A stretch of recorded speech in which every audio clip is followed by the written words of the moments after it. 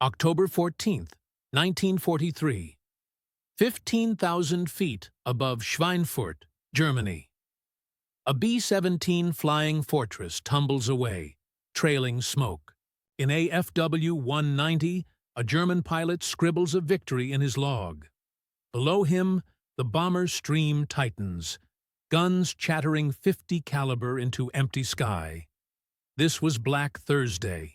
291 B-17s went in. 60 did not come back. Another handful were wrecks on landing, written off forever. The Luftwaffe called it a turkey shoot. The 8th Air Force called it a lesson paid in blood. The math favored the defenders. German fighters picked the time, the altitude, the angle. They struck from the sun, then rolled away before gunners could settle their sights. The American combat box, 3 dimensions of mutual fire, promised safety. In theory, 1350 caliber guns on each B-17 covered every approach. In practice, there were gaps, nose blind spots, short belts of ammunition, and fear. The most effective German tactic was the head-on pass. Come in at 12 o'clock high, close at more than 400 miles per hour, fire at the cockpit and the inboard engines, then dive through and out. The root problem was range. In 1943, the Republic P-47 Thunderbolt could not go far enough. Even with drop tanks, its combat radius barely reached the frontier. The Lockheed P-38 Lightning flew farther, but its engines and controls suffered at high, cold altitudes. German controllers watched radar, marked the line where the little friends must turn back, and massed fighters at the golden moment. Once the escorts left, the bombers flew alone over the Reich for hours. Jagdgeschwader pilots landed, refueled, rearmed, and attacked the same mission again. Then came a new idea wrapped in an old airframe. The Mustang began as a British request in 1940. North American aviation proposed a fresh design instead of more P-40s. The prototype, called NA-73X, flew in October of that year. With the Allison engine, it was fast down low, but weak above 15,000 feet where the bombers lived. In 1942, British engineers bolted in a Rolls-Royce Merlin with a 2-stage supercharger. The effect was transformative. Speed jumped into the mid-400s in miles per hour. High-altitude climb and ceiling leapt.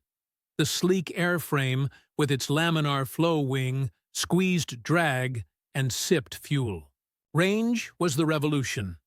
The P-51B carried ample internal fuel in a light, efficient airframe, and it could hang external tanks without losing its edge. With 75-gallon tanks, and later 108-gallon tanks, its combat radius stretched beyond 600 miles, then toward 850 miles, enough to reach Berlin, fight, and return.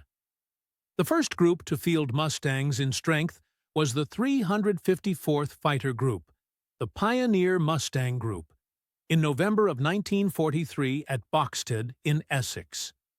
Early December brought shakedown sweeps and short escorts. Then a test to Kiel. German pilots, used to unescorted bombers in northern Germany, suddenly met aggressive American fighters far from the coast. Radio nets crackled with disbelief. The escorts were not turning back. March 4th, 1944. Berlin lay beneath scattered cloud. Hundreds of American heavy bombers crossed the city. Around them weaved P-51Bs of the 4th Fighter Group, led by Colonel Donald Blakesley. For Luftwaffe pilots clawing for altitude, it was a shock. They had been told single-engine escorts could not reach the capital. Yet Mustangs harried them to the very pattern of their home fields. The fight was brutal and different. The bombers were no longer alone. German attacks broke apart under slashing top cover. General James Doolittle changed the playbook in January. Fighters were no longer chained to the formations. Escort to the target, yes. Then hunt. Dive to the deck. Strafe dispersals and fuel bowsers. Catch defenders on takeoff and landing. Operation Argument, big week in late February, proved the strategy. In 6 days, thousands of bomber and fighter sorties battered aircraft factories and bled the Luftwaffe of irreplaceable veterans. By summer, the oil war finished the job. Synthetic plants, once sheltered by distance, were now within routine escort range. Aviation fuel collapsed from plenty to scarcity. Training hours shrank. New German pilots arrived with a fraction of the flight time of their opponents. Meanwhile, the Mustang matured. The P-51D added a bubble canopy and a K-14 gyroscopic gun sight that made deflection shooting easier. 6 50-caliber Brownings, with generous ammunition, gave American pilots long firing time. In lengthy duels, that mattered. The human cost was staggering. Hours on oxygen, frost-bitten hands on throttles, parachutes blooming over fields of snow. In 1943, German pilots felt like hunters. By mid-1944, many felt hunted. One ace said quietly, "Our sanctuary no longer exists."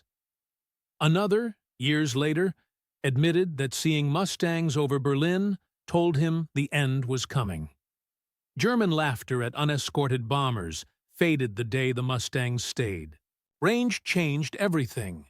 Tactics followed, and with them, the balance of an air war that decided what targets could be struck and who would come home.